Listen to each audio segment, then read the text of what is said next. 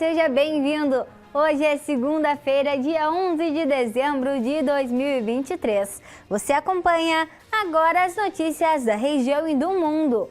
Confira na edição de hoje. Fique atento para as dicas de compras do fim de ano.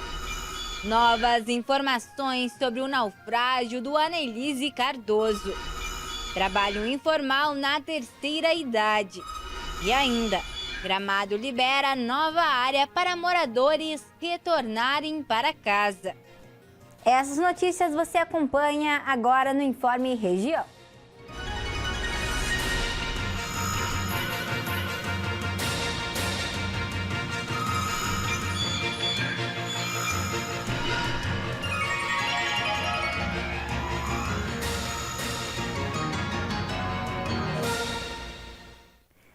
Vamos começar o jornal de hoje com notícias do município do Rio Grande. Já estamos quase na metade do mês de dezembro e, com isso, muitas pessoas já estão indo às compras de fim de ano.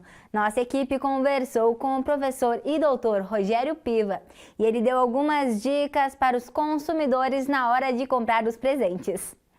As compras de fim de ano tradicionalmente são impulsionadas pelo pagamento do 13º salário. Mas para esse economista, o consumidor deve ter cautela na hora de decidir onde vai gastar esse dinheiro. A primeira dica que eu daria é que ele reserve uma parte desse dinheiro para as compras.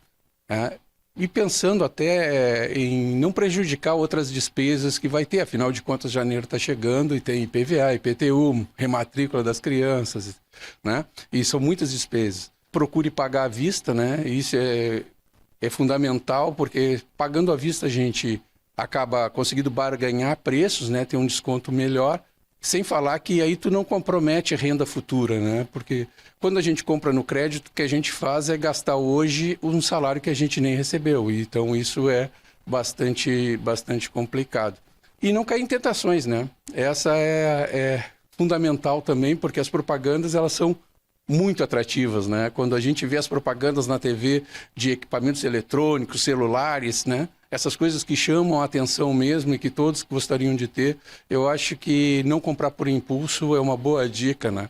Um problema que normalmente acontece nessa época são as trocas de mercadorias que não serviram ou que possuem algum tipo de defeito.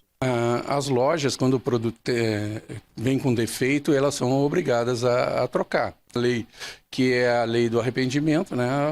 Se tem o consumidor, ele acaba tendo 7 dias para trocar esse produto sem nenhum prejuízo. Para as compras de Natal, o comércio do centro de Rio Grande estará aberto em horários diferenciados. A partir desta segunda-feira, as lojas funcionam diariamente até às 20 horas. No próximo final de semana, o atendimento acontece até às 18 horas, tanto no sábado quanto no domingo. A partir do dia 18 de dezembro, as lojas ficarão abertas até às 22 horas. E no sábado, dia 23 e domingo, dia 24, o funcionamento será até às 18 horas. E hoje trazemos atualizações sobre o trágico naufrágio do Anelise Cardoso. A Marinha do Brasil informa que as buscas pelos desaparecidos continuam. E, infelizmente, mais uma vítima foi encontrada sem vida. Acompanhe agora. A Marinha do Brasil, através do 5º Distrito Naval, atualizou a situação do barco de pesca Anelise Cardoso, registrado em Laguna Santa Catarina. As buscas pelos desaparecidos tiveram continuidade no final de semana, resultando na triste descoberta do corpo de mais um tripulante neste domingo. Desde alerta da Capitania dos Portos do Rio Grande do Sul, em 7 de dezembro, quando a embarcação naufragou nas proximidades do Farol Sarita, a aproximadamente 60 quilômetros de Rio Grande. O Salvamar Sul mobilizou esforços imediatos para o resgate. 4 tripulantes foram resgatados com vida até o momento, enquanto 3 óbitos foram confirmados. e um tripulante permanece desaparecido. Nesta segunda-feira, as buscas continuam. Agora vamos falar de uma situação preocupante que afeta a população idosa no Rio Grande do Sul. Segundo os dados recentes do Instituto Brasileiro de Geografia e Estatística, o número de idosos com 60 anos ou mais ocupados em situação de informalidade no estado. Assista agora. A coordenadora da pesquisa no estado, Lúcia Garcia, destaca que o envelhecimento da população gaúcha é uma das principais razões para esse aumento. O Censo Demográfico de 2022 revelou um crescimento significativo no número de idosos, atingindo a marca de 2 milhões de pessoas com mais de 60 anos, o que representa 20,15% da população do estado. Esse aumento de 50,27% em relação a 2010 reflete a tendência de envelhecimento da população, contribuindo para a pressão sobre o mercado de trabalho. Além disso, a reforma da Previdência é apontada como um fator determinante. Muitos idosos que atingiram o tempo de contribuição, mas não a idade necessária para se aposentar. Eles buscam na informalidade uma alternativa para garantir a renda necessária até conquistarem a aposentadoria. Especialistas apontam que a presença crescente da força de trabalho mais envelhecida no mercado cria uma competição com as gerações mais jovens. No entanto, a ocupação informal nesta faixa etária muitas vezes não oferece direitos e condições de segurança, tornando-se uma questão preocupante para o futuro desses trabalhadores.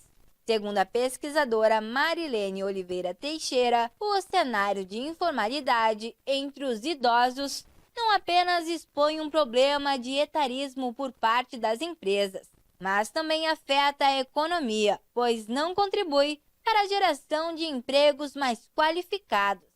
Diante desse panorama, a economista Lúcia Garcia alerta que a situação tende a piorar nos próximos anos, com a aceleração do envelhecimento da população, a falta de estabilidade no emprego e a necessidade de um mercado preparado para absorver os mais velhos. São questões importantes para reverter essa tendência. Caso não sejam abordadas, especialistas alertam para uma possível crise humanitária nas próximas décadas, dada a expectativa de vida crescente associada a problemas de saúde e uma remuneração de aposentadoria insuficiente.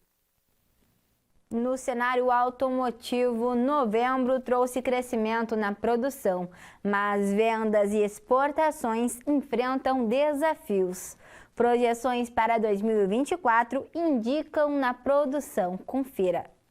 No mês de novembro, a produção de veículos no Brasil cresceu 1,5%, atingindo 202.675 unidades, enquanto as vendas e exportações enfrentaram quedas significativas. A Associação Nacional dos Fabricantes de Veículos Automotores projeta um crescimento de 4,7% na produção para 2024, totalizando 2.470.000 unidades. As vendas esperadas são de mais de 2 milhões de reais, representando um aumento de 7% em relação a 2023. Contudo, desafios persistem nas exportações, prevendo-se o envio de 407.000 veículos com uma leve alta de 2%. Em novembro, a produção de caminhões teve uma queda de 4,5% e as exportações enfrentaram uma redução de 23%. O estoque total de 251.000 unidades reflete as dificuldades do setor, com 36 dias de disponibilidade. As exportações afetadas por desafios nos mercados importadores, como a Argentina, Chile, Colômbia, totalizaram 744 milhões em novembro, uma redução de 15,1%. Apesar dos obstáculos, o setor automotivo projeta um crescimento de 8,8% no fechamento de 2023, superando as expectativas iniciais. A indústria enfrenta o desafio de recuperar os níveis de pré-pandemia, com projeções de estabilização apenas em 2026, segundo o presidente Márcio de Lima Leite. Vamos falar agora sobre as informações do tempo. Essa segunda-feira será de tempo firme. Confira a previsão de hoje para sua cidade. Em Rio Grande, o tempo será ensolarado e com poucas nuvens. Os ventos chegam a 29 km por hora. Já a umidade deve chegar a 90%. A temperatura será de 26 graus a máxima e 19 graus a mínima. Em São José do Norte, a segunda-feira será de sol entre nuvens e sem previsão de chuva. Os ventos devem chegar a 29 km por hora e a umidade chega a 90%. Já a temperatura ficará entre 25 graus a máxima e 18 graus a mínima. Em Dom Pedrito, a tarde será de sol com algumas nuvens e não deve chover. Os ventos ficam em 20 km por hora, já a umidade fica em 96%. A temperatura será de 29 graus a máxima e 18 graus a mínima. Em Camaquã, o clima será de sol entre nuvens e sem possibilidade de chuva. Os ventos ficam em 24 km por hora e a umidade poderá chegar a 96%. A temperatura máxima será de 29 graus e a mínima de 19. Em Venâncio Aires, a previsão é de tempo ensolarado, com algumas nuvens durante a tarde. Os ventos ficam em 14 km por hora, já a umidade fica em 99%.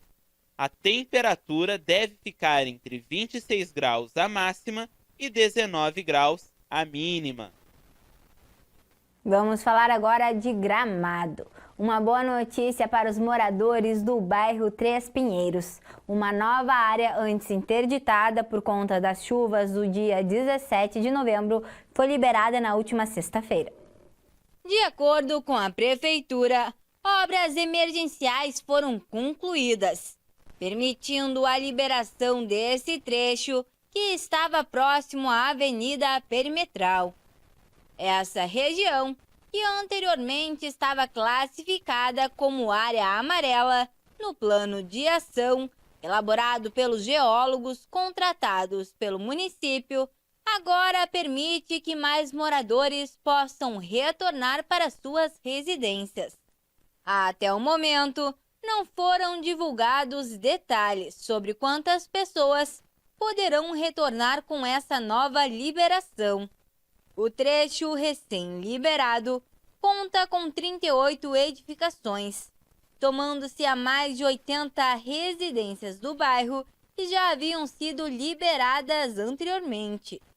A área tinha sido interditada devido aos riscos de deslizamento do muro da Avenida Perimetral.